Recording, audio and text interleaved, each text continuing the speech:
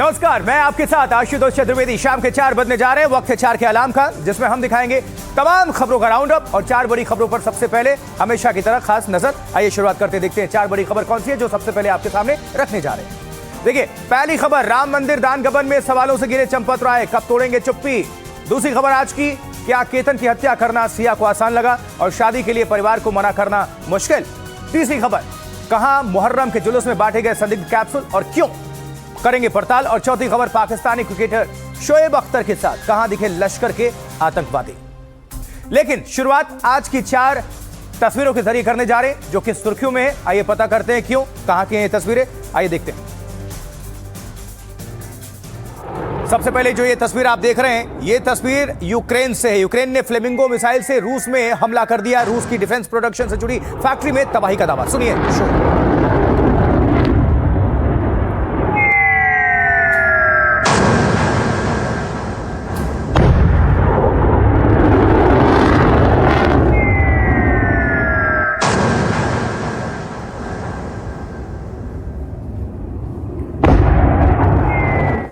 उधर drone attack के खिलाफ दक्षिण कोरिया की सेना ने किया युद्धाभ्यास। 50 में से 44 ड्रोनों को मार गिराया, बाकी ड्रोन्स को लेजर वेपन से हवा में नष्ट किया।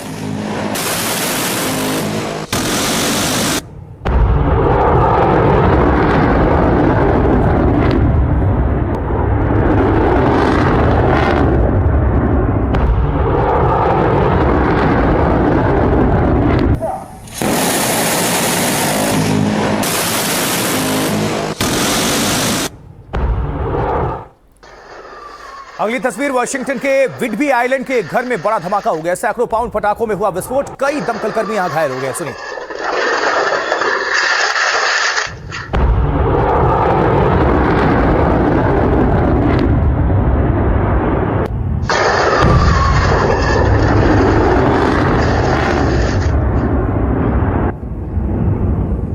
और आज की चौथी तस्वीर, इजराइल ने गाजा में फिर से किया हमला। एक कार को मिसाइल हमले से उड़ा दिया। 3 पुलिस कर्मियों के मारे जाने की खबर है ये।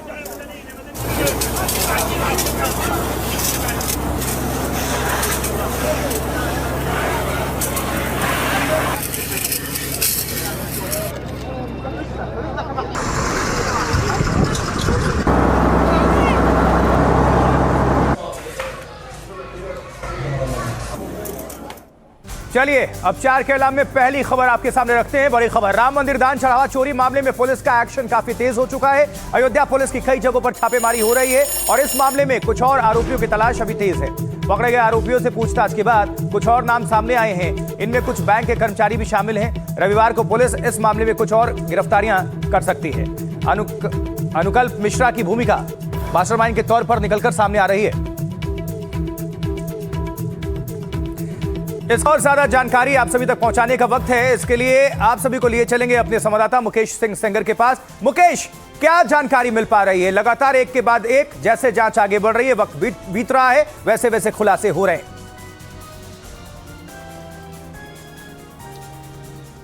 देखिए, अयोध्या पुलिस के सूत्रों से एनडीटीवी को बड़ी जानकारी मिली है कि जो आरोपी पकड़े गए हैं, कुल 8 आरोपी गिरफ्तार हुए हैं। उनसे पूछताछ में कुछ और आरोपियों के नाम सामने आए हैं और इनमें कुछ बैंक के कर्मचारी भी शामिल हैं जो कि दान और चढ़ावा चोरी में शामिल थे। तो इनको पकड़ने के लिए जो अयोध्या पुलिस है वो अयोध्या के अलावा कई और शहरों में, गाँव में छापेमारी कर रही है। और सूत्रों के मुताबिक रविवार को इस मामले में अयोध्या पुलिस कुछ और आरोपियों को गिरफ्तार करने वाली है। पुलिस के मुताबिक जो आरोपी पकड़े गए हैं उनसे लगातार पूछताछ हो रही है और पूछताछ में ये खास बात निकलकर सामने आई है कि अनुकल्प मिश्रा जो कि आउटसोर्सिंग कंपनी में काम करता था बैंक के लिए, वो इस पूरे सिंडिकेट का मास्टरमाइंड निकलकर सामने आ रहा है। उसने अपने बहनोई को भी वहाँ पर रखवाया था, वो भी वहाँ पर लवकेश काम कर रहा था और दोनों मिलकर इसके साथ में जो बाकी आरोपी थे, ये सभी लोग मिलकर लगातार दान और चढ़ावे की चोरी कर रहे थे। तो इन लोगों से पूछताछ के बाद अब कुछ और लोगों के नाम सामने आए हैं जिनको पकड़ने के लिए पुलिस अयोध्या और आसपास के इलाकों में छापेमारी कर रही है। मुकेश, चंपत राय को लेकर क्या अपडेट है, क्या जानकारी है उनको लेकर? देखिए, चंपत राय की तरफ से कुछ देर पहले ये बयान आया है। हालांकि ये कोई आधिकारिक बयान नहीं है, लेकिन एक स्टेटमेंट जारी किया गया है जिसमें कहा गया है कि चंपत राय ने अब तक इस मामले में इस्तीफा नहीं दिया है। एसआईटी जांच कर रही है और अगले 15 से 20 दिन में एसआईटी जब जांच पूरी कर लेगी, इसके बाद चंपत राय मीडिया से बात करेंगे और हर एक सवाल का करारा जवाब देंगे। हम लगातार कोशिश कर रहे हैं चंपत राय के लोगों से बात करने की, लेकिन चंपत राय तक अभी तक हम नहीं पहुंच पाए हैं क्योंकि वो मीडिया से बातचीत नहीं कर रहे हैं। और लगातार जी ठीक है मुकेश, आप नजर बनाकर रखिएगा, कैसे कोई जानकारी आती है, कोई भी इससे केस से जुड़ी बड़ी खबर, ब्रेकिंग न्यूज, आपका तुरंत रुख करेंगे। बहुत बहुत शुक्रिया इस पूरी खबर पर दर्शकों को अपडेट करने के लिए, पहुंचाने के लिए खबर। चलिए आगे बढ़ते हैं। इसी खबर से जुड़ी हुई खबर है, क्योंकि राम मंदिर दान गबन के 8 आरोपियों को सोमवार को फिर कोर्ट में पेश किया जाएगा। सोमवार को पुलिस आगे पूछताछ के लिए उनकी रिमांड मांग सकती है।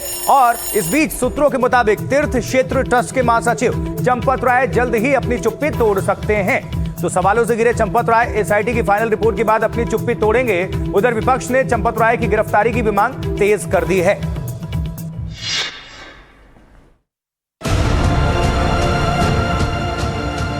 राम मंदिर दान गबन केस में 8 आरोपी न्यायिक हिरासत में भेज दिए गए हैं, लेकिन इस मामले में सबसे बड़ा सवाल राम जन्मभूमि तीर्थ क्षेत्र ट्रस्ट के महासचिव चंपत राय की भूमिका पर उठ रहा है। विपक्ष लगातार उनकी गिरफ्तारी की मांग कर रहा है। हमारी मांग है उनके एफआईआर दर्ज, गिरफ्तार करो चंपत राय को, अनिल मिश्रा को। खुलेआम इन्होंने अब वो किया है और प्रमाण के लिए महिपाल सिंह है, दीनानाथ वर्मा है, क्यों नहीं लेते उनका प्रमाण? बयान लीजिए उनका, संजय सिंह से जानकारी लीजिए किस कदर भूमि घोटाला किया लोगों ने। उधर सपा प्रमुख अखिलेश यादव ने सोशल मीडिया पोस्ट के जरिए हमला किया। कहा उनके चिराग तले अंधेरा नहीं, भ्रष्टाचार का घोर अंधकार भरा पाताल निकला। वो क्या करेंगे? दूध का दूध और पानी का पानी। अखिलेश ने लिखा कि संगी साथियों के काले कारनामों, करतूतों और कारगुजारियों का ये प्रथम अध्याय खुला है। इस बीच राम जन्मभूमि ट्रस्ट के महासचिव चंपत राय की चुप्पी बनी हुई है। सूत्रों के मुताबिक वो एसआईटी की फाइनल रिपोर्ट का इंतजार कर रहे हैं और उसके आने के बाद ही अपने ऊपर लग रहे आरोपों पर सफाई देने सामने आएंगे। एसआईटी की फाइनल रिपोर्ट महीने के अंत तक आने की संभावना है। राम मंदिर दान गबन केस से हिंदू धर्माचार्य भी काफी नाराज हैं। उनका मानना है कि इस मामले में चोर चाहे जितना बड़ा हो, किसी हाल में बचना नहीं चाहिए। खबर मिली कि एफआईआर हुई है, अभी और जांच हो और पकड़े जाएंगे, पक्का है, और पकड़े जाएंगे।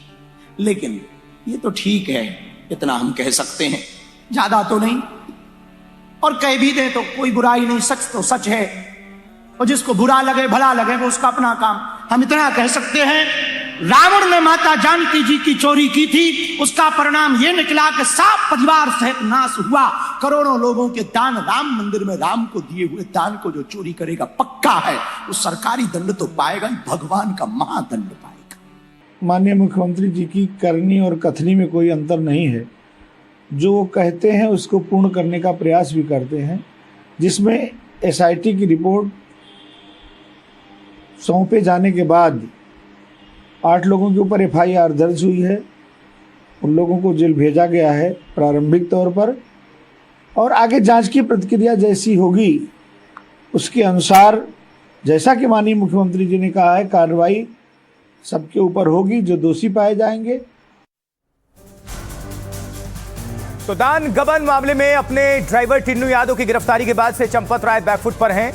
उनके किसी परिचित ने भी अभी तक कोई बयान नहीं दिया है। इस बीच पहली बार चंपत राय के एक शिष्य नरेश चौहान का बयान सामने आया है। वो कहते हैं कि चंपत राय पर आरोप निराधार है, वो गलत है। अयोध्या के राम मंदिर में जब से चंदा और चढ़ावा चोरी के मामले में चंपत राय का नाम चर्चा में है, उसके बाद से उनके शुभचिंतक, उनके जानकार लगातार अयोध्या आ रहे हैं। एक ऐसे ही सज्जन हमारे साथ में हैं, इनका नाम नरेश चौहान है। नरेश जी, आप चंपत राय को कैसे जानते हैं?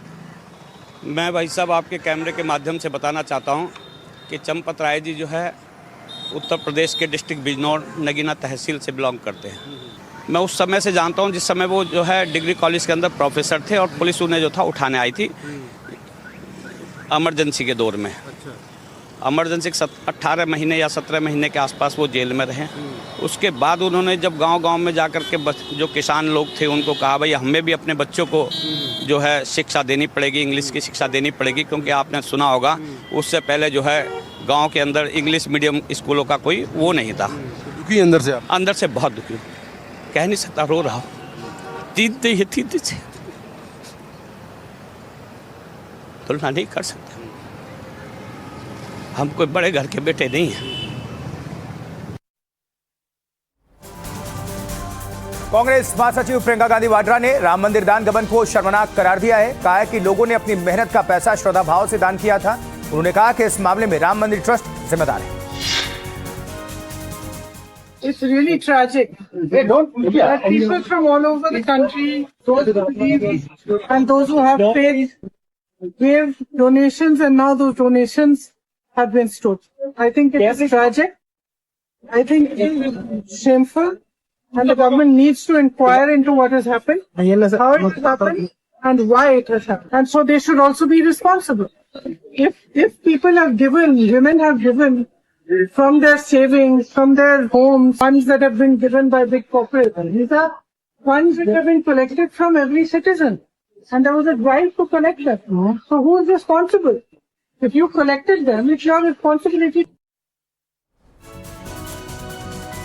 देखिए, राम मंदिर दान गबन केस के 8वां आरोपी 29 जून तक न्यायिक हिरासत में हैं। कल कोर्ट में पेश किए जाने के बाद उन्हें जेल भेज दिया गया और इस बीच आरोपियों से अब तक करीब 80 लाख रुपए बरामद हो चुके हैं। जांच में सामने आ रहा है कि दान चोरी की साजिश कितनी गहरी थी।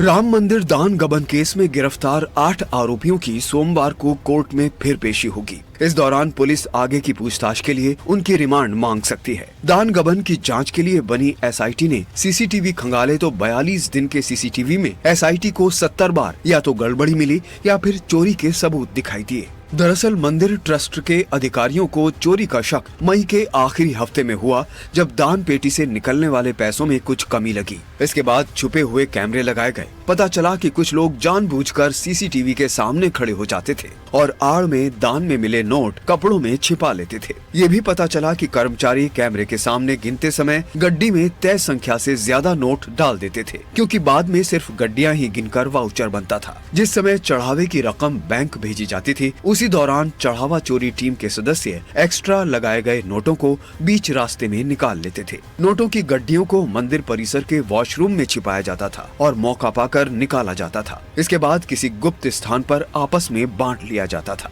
ये रैकेट पिछले 2-3 साल से सक्रिय था। पुलिस ने अब तक चोरी किए गए 80 लाख रुपए बरामद किए हैं, जिसके आगे और बढ़ने की संभावना है।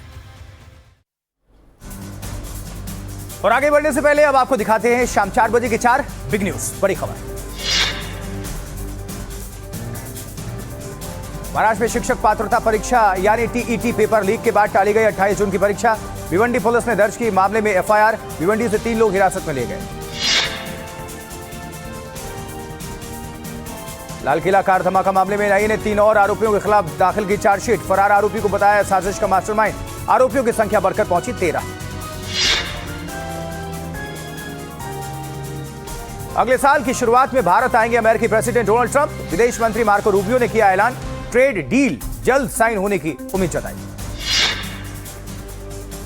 वही फिर भड़की अमेरिका ईरान के बीच जंग किया। होर्मुज में कमर्शियल जहाज पर हमले के जवाब में अमेरिका की बमबारी। ईरान के मिसाइल, ड्रोन और रडार ठिकानों को टारगेट किया। ईरान ने अमेरिकी सैन्य ठिकानों को निशाना बनाने का दावा किया। चलिए बढ़ते हैं आगे। अगली बड़ी खबर, पुणे के केतन हत्याकांड में सनसनीखेज खुलासा। पुलिस से पूछताछ में सिया ने बताया कि केतन की हत्या उसे आसान लगी, परिवार को शादी से मना करने की बजाय। सिया ने खुलासा किया है कि शादी से मना करने की बात कहना वो मुश्किल लगा, हत्या आसान।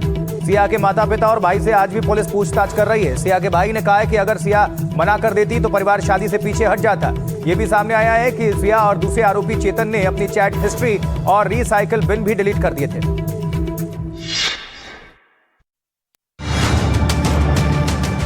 केतन अग्रवाल के साथ शादी से इनकार के बाद परिवार को बताना मुश्किल था। मंगेतर को मारने की साजिश ज्यादा आसान थी। वो परिवार वालों की भावना को ठेस पहुंचाना नहीं चाहती थी। पुणे ग्रामीण पुलिस के सूत्रों के मुताबिक केतन की हत्या के आरोपी सिया ने पूछताछ में ये बात स्वीकार की है, यानी इस मुद्दे पर परिवार का सामना करना उसे ज्यादा मुश्किल लग रहा था। उधर कल 8 घंटे लोनावाला पुलिस से पूछताछ के दौरान सिया के भाई साहिल ने कहा कि सिया पहले बता देती तो हम शादी रोक देते, उसे केतन पसंद नहीं था तो हम शादी रोक देते। पुलिस ने ये बयान केस डायरी में दर्ज कर लिया है। साहिल के मुताबिक हत्या के दूसरे आरोपी चेतन चौधरी के साथ सिया की पहचान क्रिकेट के जरिए हुई थी। सिया साहिल के क्रिकेट मैचों में जाती थी, जहां वो पहली बार चेतन से मिली थी। फिर 2025 में दिवाली की एक पार्टी में दोनों फिर मिले और उनकी नजदीकियां बढ़ी। यही नजदीकियां बाद में केतन की हत्या की बुनियाद बन गई। इस मुद्दे पर आज लोनावाला थाने में सिया के माता पिता से पूछताछ हुई है। इस दौरान सिया के भाई साहिल आज फिर थाने पहुंचे। अभी तक की जांच में यह सामने आया है कि आरोपी सिया और चेतन चौधरी के बीच जनवरी से अब तक 2000 से ज्यादा घंटे बात हुई है। केतन की हत्या के पहले और बाद उन्होंने अपनी चैट और कॉल हिस्ट्री डिलीट कर दी।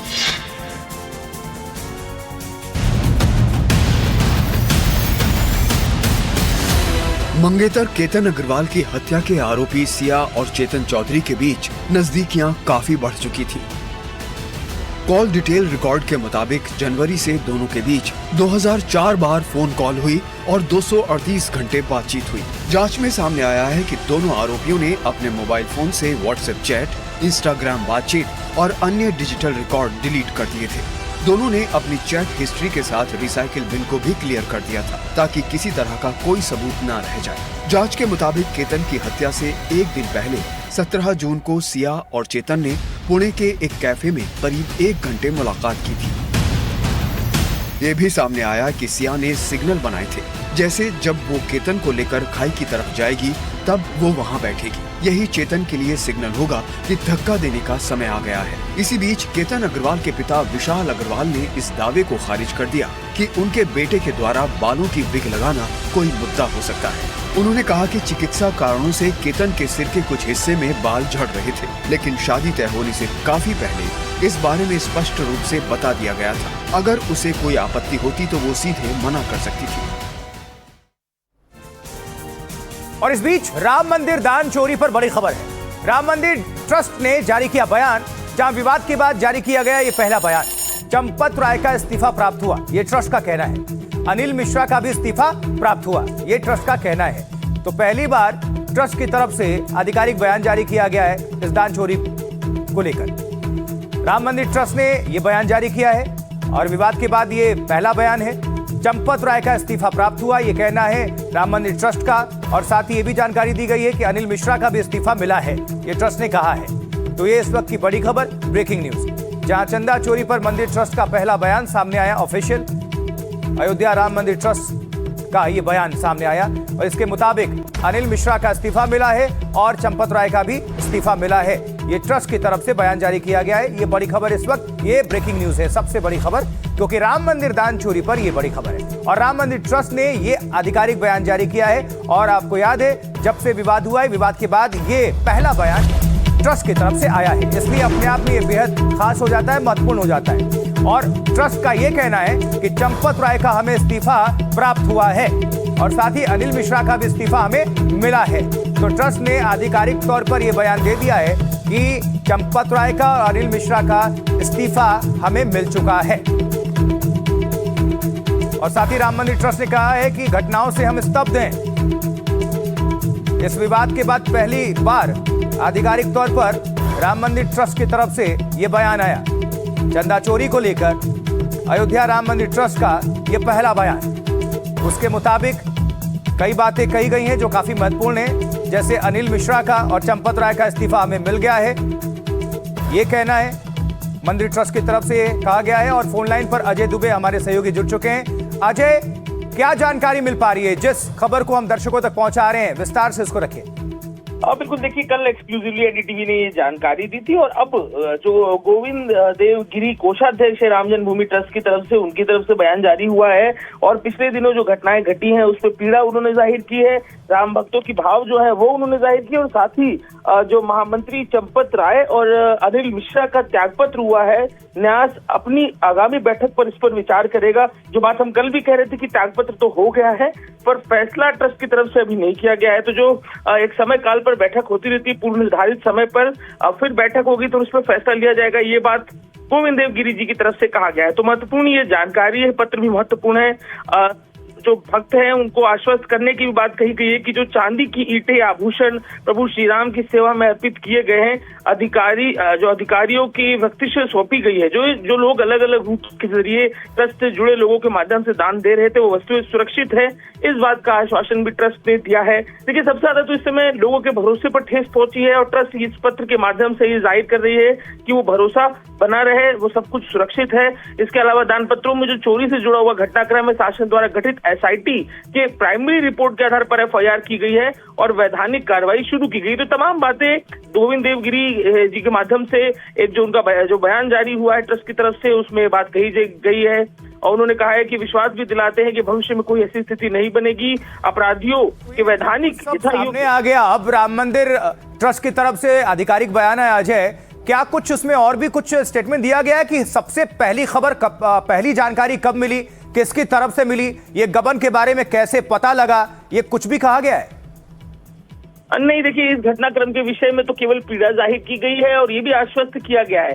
अब ये जो बयान है वो इस चीज को एंगल ये देता है कि जो भी चोरी हुई है वो सिर्फ कैश की चोरी की बात है। इस बयान में स्पष्ट तौर पर कहा गया है जो चांदी, जो गहना, जो आभूषण थे वो पूरी तरीके से सुरक्षित थे हैं और आश्वस्त रहे कि आगे भी सुरक्षित रहेंगे, उनका हिसाब किताब भी सुरक्षित रखा गया है। एसआईटी का जिक्र है और एफआईआर का भी जिक्र किया गया। तो महत्वपूर्ण ये पूरा घटनाक्रम है जिसमें ये तो आश्वस्त किया गया पहली बार इस पूरे घटनाक्रम के बाद बयान जारी करके कि किसी भी तरह के आभूषण की चोरी की बात गलत है। और आखिरी लाइन में जो बात की गई महत्वपूर्ण है कि बादल छटेंगे, अंधेरा हटेगा, सत्य सूर्य का प्रकाश होगा और श्री राम भक्ति की प्रबल धारा अखंड बहती रहेगी। ये बयान का आखिरी पंक्ति है। तो महत्वपूर्ण बात ये कि जो भी घटनाक्रम घटा है उसको लेकर पहली बार एक लिखित बयान जारी करते हुए दिखाई दे रहा है ट्रस्ट, जिसमें स्पष्ट तौर पर जो सबसे महत्वपूर्ण बात ये कि सिर्फ कैश से जुड़ा ये पूरा मामला है, ट्रस्ट ये जाहिर कर रहा है। आप जुड़े रहिएगा, ये हम दिखा भी रहे हैं, ये देखिए एक्सक्लूसिव दर्शकों तक हम पहुंचा भी रहे हैं और साथ में आप देख भी रहे हैं। अगर आप नहीं भी पढ़ पा रहे हैं तो हमारे पास ये मौजूद है प्रतिलिपि, उसको हम पढ़ के आप सभी तक विस्तृत बता देते हैं क्या लिखा हुआ है इसमें। देखिए इसमें प्रेस विज्ञप्ति है श्री राम जन्मभूमि तीर्थ क्षेत्र की तरफ से न्यास अयोध्या। अब देखिए लिखा हुआ है विस्तार से कि श्री राम मंदिर अयोध्या में पिछले कुछ दिनों से सुनी हुई घटनाओं से हम स्तब्ध हैं, आहत एवं अत्यंत दुखी हैं। समस्त राम भक्तों एवं राम सेवकों के प्रतिनिधि के रूप में यहाँ सेवा करने वाले हम इसकी न्यायपूर्ण जांच एवं राम भक्तों को आश्वस्त करने के लिए प्रतिबद्ध हैं। श्री राम जन्मभूमि तीर्थ क्षेत्र न्यास के महामंत्री श्री चंपत राय जी और न्यासी श्री अनिल मिश्रा जी से त्याग पत्र प्राप्त हुआ है। न्यास अपनी आगामी बैठकों में इसका विचार करेगा। न्यास उन श्रद्धालु भक्तों को आश्वस्त करता है जिन्होंने चांदी की ईंटें, आभूषण आदि प्रभु श्री राम की सेवा में अर्पण हेतु न्यास के अधिकारियों को व्यक्तिशः सौंपी है, वो वस्तुएं सुरक्षित हिसाब सहित उपलब्ध हैं, ये कहना है राम मंदिर का। साथ ही ये लिखा है इसमें आगे, मंदिर के दान पत्रों से प्राप्त राशि की घटना के संबंध में न्यास के निवेदन पर उत्तर प्रदेश शासन द्वारा गठित एसआईटी से प्राप्त अंतरिम प्रतिवेदन के आधार पर न्यास ने एफआईआर की प्रविष्टि की है, उस पर वैज्ञानिक कार्रवाई जारी है। और आगे भी लिखा हुआ है, हम सभी को विश्वास दिलाते हैं कि भविष्य में कोई दुर्भाग्यपूर्ण स्थिति ना बने, ऐसा सुनिश्चित करेंगे। अपराधियों को वैधानिक यथा योग्य कड़ा दंड मिले, इसके लिए आग्रही रहेंगे। और इसके साथ वो जो लास्ट वाली अजय जिसकी चर्चा कर रहे थे उसमें लिखा हुआ है, हमें विश्वास है कि ये बादल छटेंगे, अंधेरा हटेगा, सत्य सूर्य का प्रकाश होगा तथा श्री राम भक्ति की प्रबल धारा अखंड बहती रहेगी। जय श्री राम। चलिए इस बड़ी खबर समेत हर एक बड़ी खबर पर हमारी नजर बनी हुई है। फिलहाल रुकना होगा एक छोटे से ब्रेक के लिए, आप कहीं ना जाए, बने रहे, देखते रहे आप एनडीटीवी इंडिया। ब्रेक के बाद 4 के अलावा में बढ़ते हैं आगे एनडीटीवी इंडिया पर। मैं आपके साथ आशुतोष चतुर्वेदी। देखिए महाराष्ट्र की खबर है क्योंकि महाराष्ट्र में कल होने वाली शिक्षक पात्रता परीक्षा यानी कि टीचर्स एलिजिबिलिटी टेस्ट यानी टीईटी पेपर लीक होने के आरोप में आगे टाल दी गई है। इस मामले में 3 आरोपियों को भिवंडी से गिरफ्तार भी किया गया है। इनके पास से जो कागजात बरामद हुए उनमें वो सवाल मिले हैं जो कल के टीईटी के पेपर में आने वाले थे। परीक्षा की नई तारीखों का ऐलान 2 से 3 दिनों में होने की संभावना है। एक और पेपर लीक। महाराष्ट्र में रविवार को होने वाली टीईटी परीक्षा यानी teacher eligibility test paper leak के शक के बाद स्थगित कर दी गई। ठाणे के भिवंडी में कुछ आरोपियों से बरामद सवालों के बाद ये फैसला लिया गया। ये सवाल वास्तविक प्रश्न पत्र के सवालों से मेल खा रहे थे। इसे देखते हुए परीक्षा टालने का फैसला किया गया। कल होने वाली जो एग्ज़ाम है 28 जून 2026 को जो कल होने वाली एग्ज़ाम है वो पोस्टपोन की है। बीजेपी ने परीक्षा स्थगित करने का फैसला सही बताया है। उधर विपक्ष ने इस मुद्दे पर सरकार पर निशाना साध लिया। समय रहते पेपर लीक का यह प्रकरण पकड़ लिया और उस एग्जाम को स्थगित कर दिया। एग्जाम होने के बाद अगर पेपर लीक का पता चलता तो पता नहीं कितने बच्चों के भविष्य के साथ खिलवाड़ हो जाता। भ्रष्टाचार आणि पैशाचा बाजार हा लहान मुलांच्या भविष्याबाबतीत सुद्धा हे सरकार करायला लागलं असं आपल्याला म्हणावं लागेल। ठाणे प्रशासन के मुताबिक टीईटी परीक्षा के पेपर लीक का मामला शनिवार सुबह सामने आया। गोपनीय सूचना पर भिवंडी पुलिस ने कुछ लोगों को पकड़ा है। उनके पास परीक्षा पत्र से जुड़ी अनधिकृत जानकारी मिली। MSCE यानी कि महाराष्ट्र राज्य परीक्षा परिषद के अधिकारियों को बुलाया गया। आरोपियों से जब्त की गई सामग्री की जांच कराई गई। यह स्पष्ट हुआ कि कई सवाल असली प्रश्न पत्रों से मेल खा रहे हैं। भिवंडी पुलिस थाने में FIR दायर करा दी गई है और MSCE के मुताबिक परीक्षा के मामले में 0 टॉलरेंस की नीति है। इसलिए परीक्षा की तारीख को आगे बढ़ाने का फैसला लिया गया है ताकि मामले की पूरी पारदर्शिता और निष्पक्षता से जांच हो सके। मामले में 3 लोग अभी तक गिरफ्तार किए गए हैं और बाकियों की तलाश है। पुलिस क्या कह रही है इस पूरे मामले को लेकर, सुनिए। सुबह 11 बजे के दरमियान हमें उनके टीम को मालूम हुआ कि 3 लोग यहाँ पे ये पेपर बेचने के लिए आए थे। उनके पास बातचीत होने के बाद उनके सर्च में कुछ पेपर्स मिले जो कल की जो एग्ज़ाम है वहाँ पे जो पेपर आने वाले थे वो उनके ताबे में मिले। पेपर जब्त किया है। उनके पास से कुछ मोबाइल, कुछ डेबिट कार्ड, क्रेडिट कार्ड ये भी जब्त किए हैं। इसमें ये कार्रवाई में अभी तक 3 लोगों को हिरासत में लिया है। ये 3 लोग दिल्ली से यहाँ पे आए थे। उसमें से एक जो आरोपी है वो हरियाणा का है और 2 आरोपी बिहार के हैं। महाराष्ट्र राज्य शिक्षा परिषद यानी MSCE के मुताबिक परीक्षा की नई तिथियां जल्द घोषित की जाएंगी। परीक्षा के लिए 6,128 परीक्षार्थियों ने रजिस्ट्रेशन कराया था। उन्हें फिर से रजिस्ट्रेशन की जरूरत नहीं होगी। सभी परीक्षार्थियों से कोई अतिरिक्त फीस नहीं ली जाएगी। अगले 2 से 3 दिनों में परीक्षा की नई तारीख का ऐलान हो जाएगा। महाराष्ट्र के 37 शहरों के 1028 परीक्षा सेंटर्स पर परीक्षा आयोजित कराई जाएगी। परीक्षार्थियों से कहा गया है कि वो किसी भी अफवाह के झांसे में ना पड़े, आधिकारिक जानकारियों पर ही यकीन करें। चलिए और अब आपको दिखाते हैं राजनीति से जुड़ी 4 बड़ी खबरें। कौन कौन सी है, कहां से, ये देखिए। 3 दिनों के राजकीय दौरे पर सेशल्स पहुंचे प्रधानमंत्री नरेंद्र मोदी का जोरदार स्वागत। गेस्ट ऑफ ऑनर के तौर पर सेशल्स के स्वर्ण जयंती समारोह में शामिल होंगे पीएम। उधर अयोध्या चढ़ावा विवाद के बीच अखिलेश यादव का बयान, नई सरकार बनाकर अयोध्या को विकसित करेंगे, अयोध्या का गौरव फिर लौटाएंगे। महाराष्ट्र टीईटी पेपर लीक पर सियासत तेज, आम आदमी पार्टी संयोजक केजरीवाल का बयान, बोले हर जगह हो रही चोरी। सब्सिडी विवाद को लेकर केंद्रीय मंत्री भागीरथ चौधरी की सफाई, बोले कुछ गलत होता तो सार्वजनिक तौर पर नहीं लगता बोर्ड। केंद्रीय मंत्री को 99 लाख की सब्सिडी को लेकर उठे थे सवाल। आगे बढ़ते हैं। मुंबई में बड़ी साजिश का पर्दाफाश हुआ है। मुहर्रम के जुलूस में बांटे गए थे संदिग्ध कैप्सूल। 4 लोगों ने इम्यूनिटी बूस्टर के नाम पर बांटे थे ये कैप्सूल और कैप्सूल लेने के बाद कुछ लोग बीमार पड़ गए और साजिश के पर्दाफाश से ये बड़ी घटना टली है। एक संदिग्ध हिरासत में लिया गया है। आरोपी का नाम फैयाज प्रेमजी है। इम्यूनिटी बूस्टर थे ये कैप्सूल। आरोपी के मुताबिक कोई गलत इरादा नहीं था। कैप्सूल में मिला था जिंक फॉस्फाइड। 14,900 कैप्सूल्स सीज किए गए हैं। वहीं 30,000 खाली कैप्सूल का ऑर्डर था।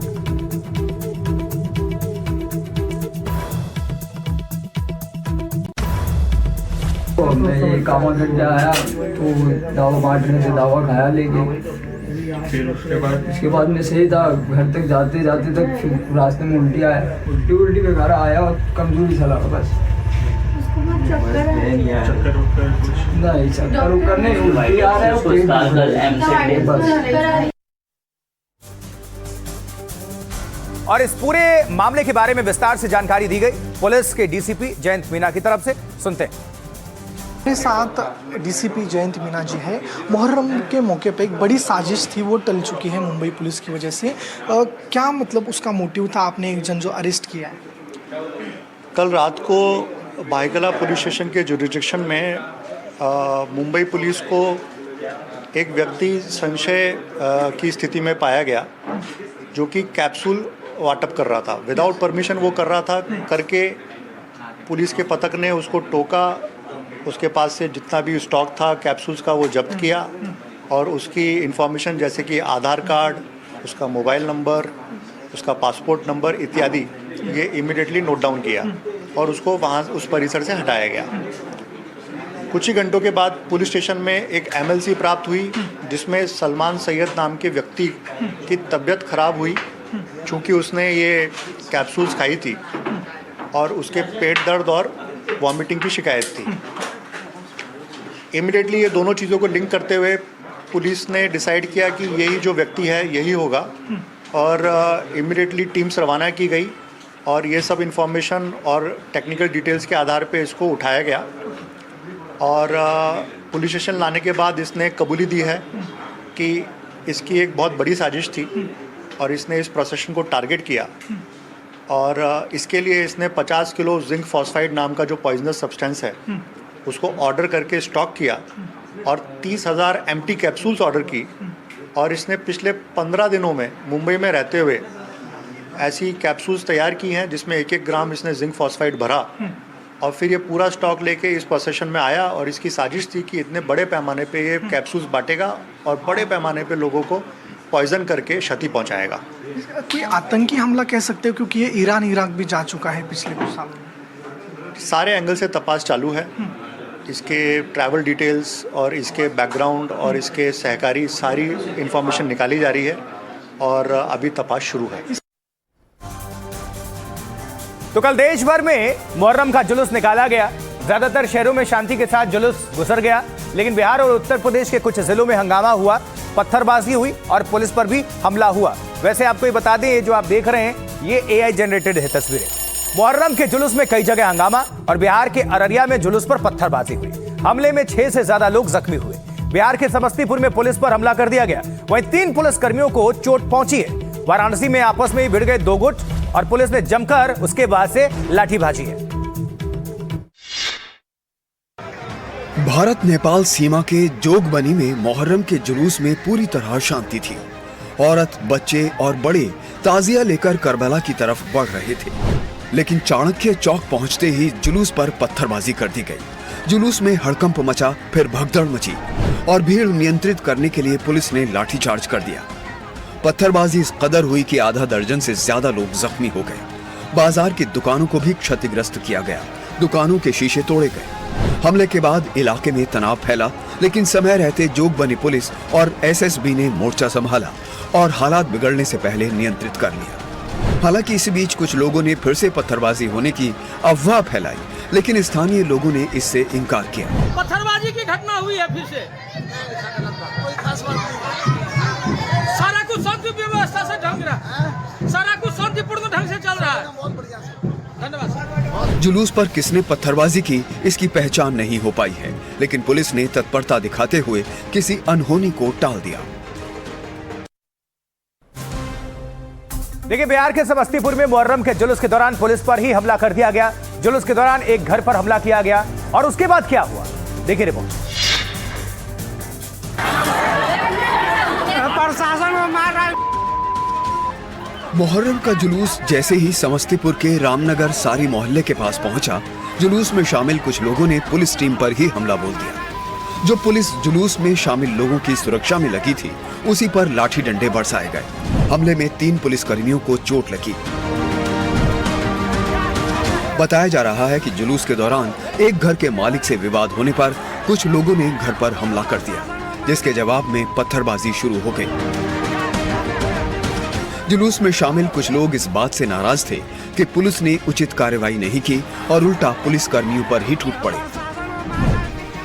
घायल पुलिस कर्मियों को सदर अस्पताल भेजा गया और हालात नियंत्रित करने के लिए पुलिस एक्शन में आ गई।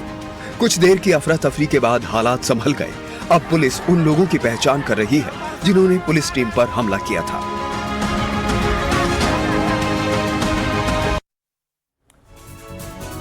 और अब खबर पाकिस्तान से जुड़ी हुई, क्योंकि ये बड़ी खबर है। पाकिस्तानी क्रिकेटर शोएब अख्तर के भाई के जनाजे पर छिड़ा है विवाद।